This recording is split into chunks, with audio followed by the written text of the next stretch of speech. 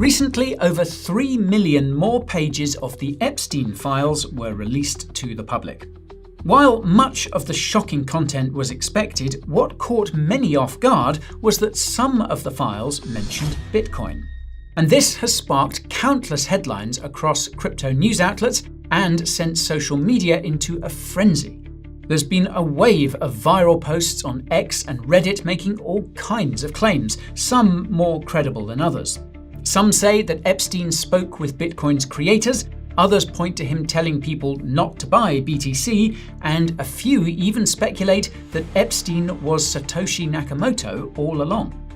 That's why today we're diving deep into the files to see exactly what they say about Bitcoin and what it could all mean for crypto's future. My name is Guy, and you're watching The Coin Bureau. Now, given the sensitive nature of today's subject matter, I need to make a few things absolutely clear. First, I'm not a financial advisor, and nothing in this video should be considered financial investment or legal advice. This video is for educational purposes only, and it's intended to inform you about the links between crypto and the Epstein files. Second, we are not here to discuss Jeffrey Epstein himself, nor are we here to discuss any of his crimes. If you made it this far into the video, then you probably already know something about them already, but if not, well, feel free to Google them on your own time. Be warned though, it's not pretty. And third, we are not here to make accusations about any individuals or groups that may, or may not, have been associated with Epstein. Again, feel free to connect those dots on your own. This is a crypto channel, folks, and today we're focusing purely on the crypto aspect of this story. So, with that long disclaimer out of the way, let's get to it. Now, as you'll no doubt know, people everywhere have been pushing for the Epstein files to be made public for years. These files date back to the early 90s and contain all the evidence gathered by US law enforcement during their investigation into Epstein's revolting crimes. This evidence includes court filings, legal records, email conversations, flight logs, images, videos, interview notes, and everything in between. Essentially anything with a paper trail. Now, it wasn't until the 18th of November 2025 that the US government passed the Epstein Files Transparency Act, requiring the Department of Justice, or DOJ, to release all the files to the public. Then, on the 19th of December 2025, the DOJ released its first batch of Epstein files, but the release drew bipartisan criticism. Not only was the number of files released small compared to the total number supposedly collected, but they were also heavily redacted, revealing very little information. Some pages were completely blacked out, literally showing nothing at all. However, far more information was made public on the 30th of January this year, when the DOJ released over 3 million pages of additional Epstein-related files. For context, the DOJ had previously stated there were around 6 million pages in total, but insisted that it had met its legal obligations and that this latest release would be the final one. Food for thought. In any case, this batch of Epstein files revealed all kinds of wild details, most of which you've probably seen plastered across the news and social media already. And if you're in crypto, you'll know that these emails contained many mentions of Bitcoin and indeed crypto more broadly. This has everyone in the industry asking questions they never thought they'd need to ask. Did Epstein help fund Bitcoin's early development? Which key crypto personalities visited the island? Did Epstein know Satoshi Nakamoto's true identity, or was Satoshi actually Jeffrey Epstein all along? And it's worth repeating that Epstein's ties to crypto aren't limited to Bitcoin. The files also reveal potential links to other crypto projects and a handful of crypto companies. Don't worry though, we'll dive back into all of this later on. Needless to say though, crypto Twitter has been busy losing what's left of its collective mind over all this, and it's easy to see why. It's also worth pointing out that people are still combing through the released files, trying to connect the dots on Epstein's crypto links. So we can probably expect more details to emerge, especially if the DOJ releases the remaining Epstein files, though let's face it, that seems unlikely. But if you're looking to keep up with these developments in real time, then why not join the Coin Bureau's Telegram channel? That's where we share the latest breaking news, provide deep dive alpha, and give you the most important market updates, all pinged directly to your device so you don't miss a thing. So sign up today using the link in the description or the QR code on screen now.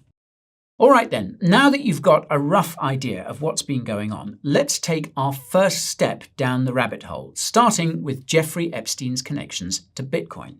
One of the most surreal revelations in the files is just how early Epstein was aware of Bitcoin. For instance, one file shows a September 2012 email from Epstein saying, quote, "The Bitcoin guys said they didn't mind having to go to jail. Sorry, not me." Well, that aged like milk, huh?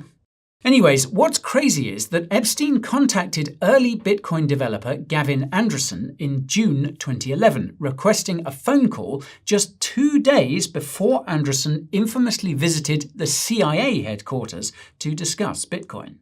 What's crazy is that this all happened just weeks after Satoshi had stepped back, handpicking Andresen as his successor. Now, the trail here seems to go cold, but it does suggest that intelligence agencies could have been involved with Bitcoin even from the start. Regardless, in 2013, Epstein was forwarded an email that simply read, quote, "You might like this." The attached email had originally been sent to a group of wealthy tech figures, including Bill Gates, the world's second richest person at the time. It contained an analysis of Bitcoin and its future potential. Basically, the email described BTC as having no intrinsic value, driven solely by speculation. However, it also included quotes from various investors, with many showing excitement about Bitcoin's potential to disrupt the legacy finance system. Safe to say, Epstein seems to have been a speculator. That's because the files reveal that in 2015, Epstein helped MIT Media Lab director Joichi Ito fund MIT's Digital Currency Initiative, or DCI. This is significant because at the time, the DCI was a major funding source for Bitcoin's primary development team, Bitcoin Core. What's crazy is that Ito emailed Epstein explaining that, at the time, the Bitcoin Core team consisted of 5 core developers, including Gavin Andresen, Vladimir van der Laan, and Corey Fields, plus around 100 additional contributors. Ito outlined how the Bitcoin Core team was being paid by the non-profit Bitcoin Foundation.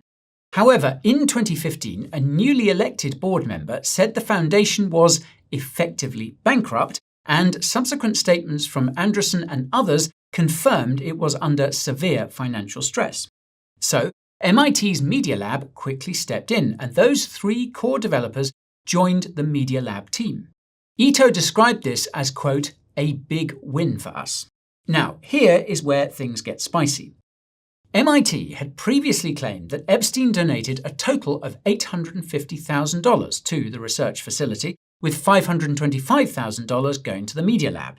However, in 2019, an investigative journalist alleged that Epstein and his associates had actually contributed much more, as much as $7.5 million.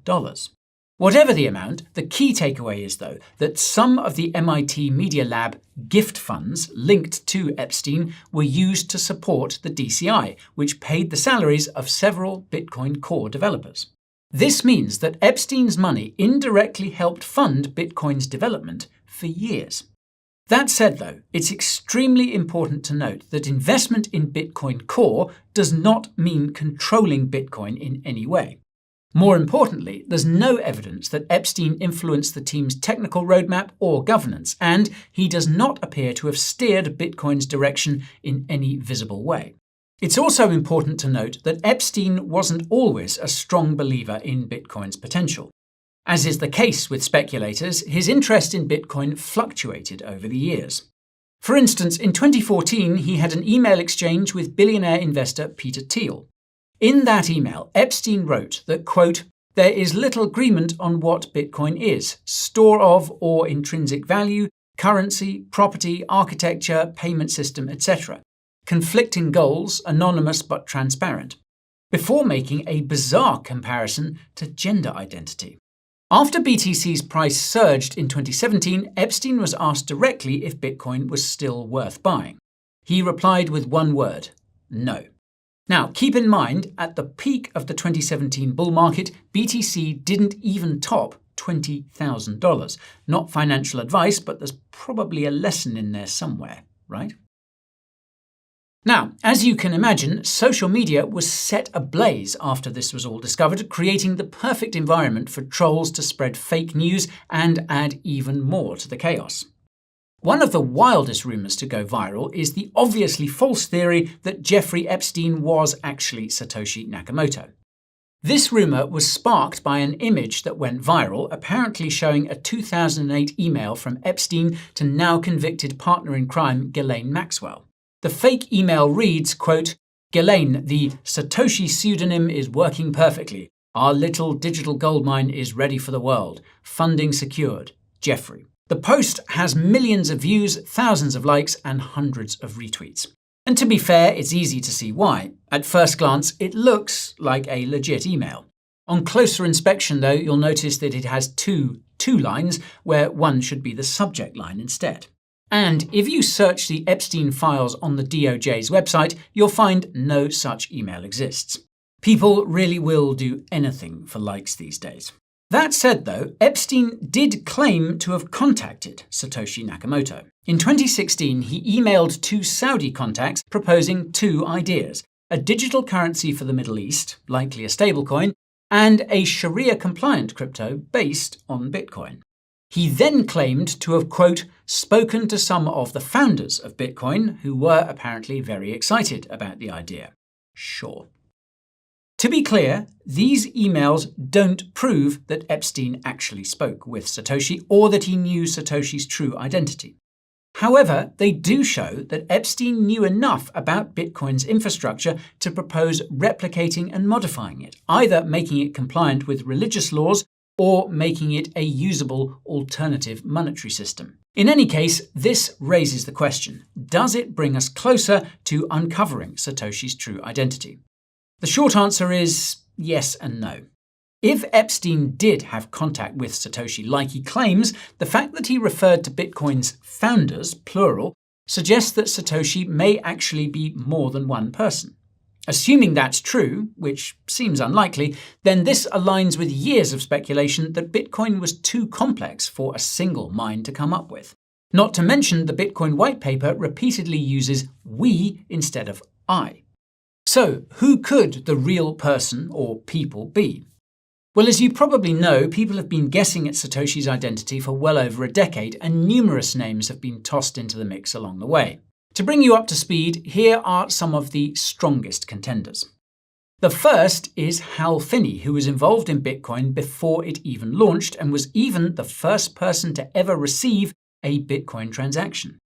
Another contender is Nick Szabo, an OG cypherpunk who suggested a digital peer-to-peer currency called BitGold in 2005.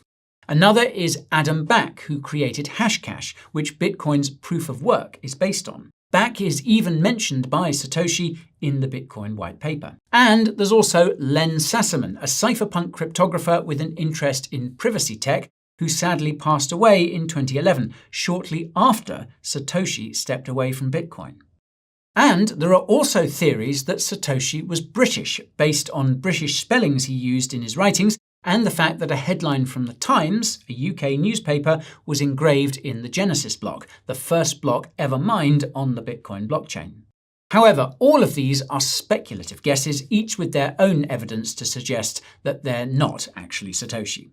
So for now, the true identity of Bitcoin's creator remains a mystery, but we can be sure it wasn't Jeffrey Epstein. Now, something else that's been brought to light in the Epstein files is the various investments he made in different crypto companies.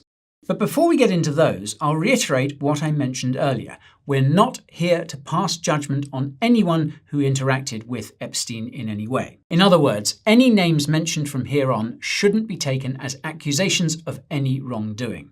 All we're focusing on are the documented facts surrounding these investments and deals. With that in mind, one of the most talked about investments from the Epstein files involves Blockstream. As it happens, Epstein participated in the $18 million oversubscribed seed round for Blockstream back in 2014. Specifically, Epstein made a personal investment of $50,000 through a fund linked to Joy Ito, who you'll recall was the director of the MIT Media Lab at the time.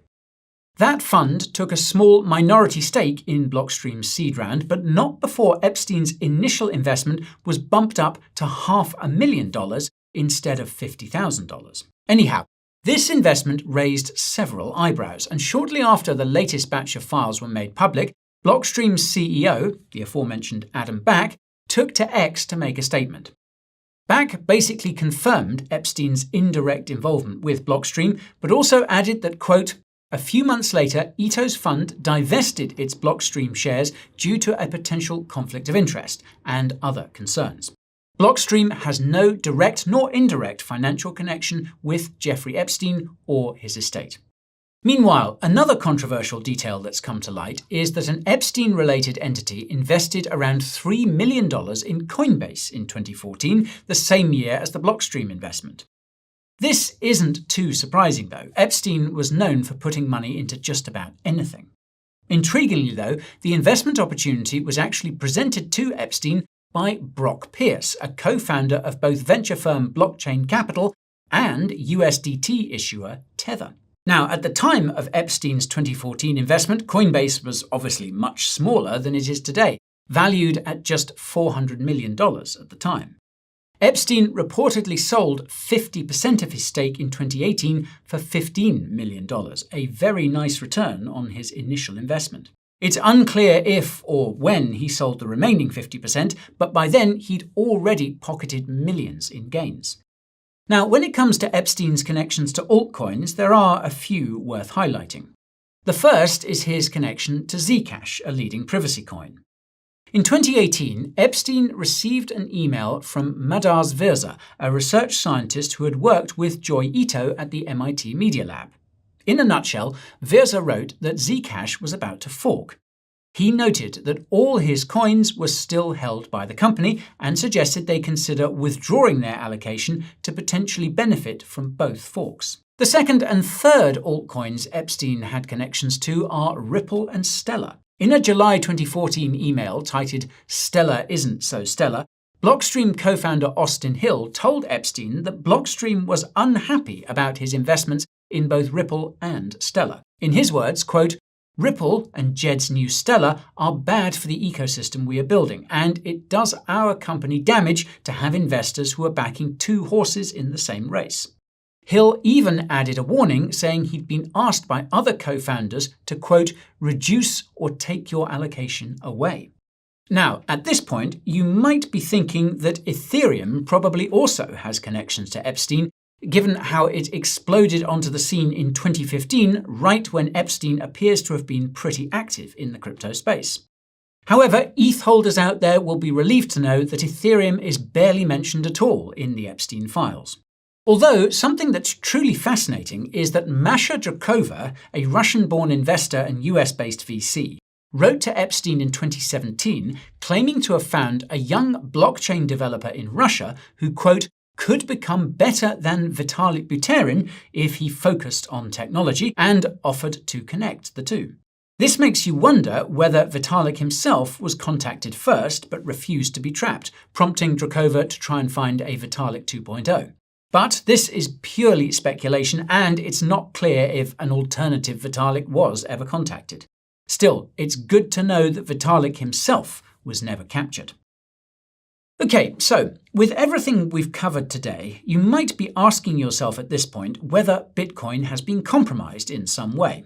Well, the short answer is no, despite all the FUD circulating on social media.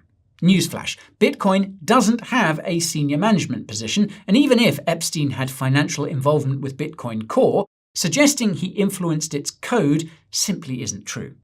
Moreover, Bitcoin Core commits surged post-2015 due to debates around scaling, SegWit and the Lightning Network. So, all of those GitHub commits were related to things that had no impact on Bitcoin's core ethos, pun intended. Still, all this Epstein talk does raise questions about Bitcoin's image, and honestly, it is a bit of a setback. Even if Bitcoin itself wasn't affected directly, the fact that it's mentioned in the Epstein files isn't exactly flattering. And let's face it, crypto has a bad enough image problem as it is. However, there is an important silver lining to this. Despite all the disgusting activity detailed in the Epstein files, there's no evidence that crypto was used to finance any of it. This may surprise some, given Bitcoin's past ties to criminal activity, but thankfully, crypto isn't cast as a villain here, which, well, makes a change. This matters more than you might think because it means the investors paying the closest attention, like institutions, likely haven't had their perception of Bitcoin shaken by these events. If anything, this arguably strengthens Bitcoin's case. After all, if Bitcoin has survived the collapse of major exchanges like Mt. Gox and FTX, internal debates like the block size wars, and monsters like Jeffrey Epstein, then a few regulatory changes in 2026 and beyond will be a walk in the park by comparison. Institutions are forward-looking. Once the Epstein dust settles, those decades-old emails will barely register. Although, if more files are released in the future, we could see new information emerge, information that could potentially make things more challenging for the crypto industry. So, fingers crossed we've already seen the worst, because all things considered, crypto hasn't come off too badly from all of this. Even if some key players in crypto have been implicated in the files in some way. Still, it's reassuring to know that even as we enter a bear market, it's not because of any crypto-specific failures. So, take comfort in knowing that Bitcoin will still be around in the future, stronger than ever and ready to rally to new all-time highs in the next bull market. Until then, though, we're probably going to see some crazy downside. So, strap in, folks, because it's going to be a bumpy ride. All right, that's all from me for today. If you want to see how institutions really feel about crypto in 2026, then check out the video right over here. And if you want to see what challenges Bitcoin could face in the year ahead, check out the video right over here. Okay, thank you all for watching, and I'll see you again soon. This is Guy, signing off.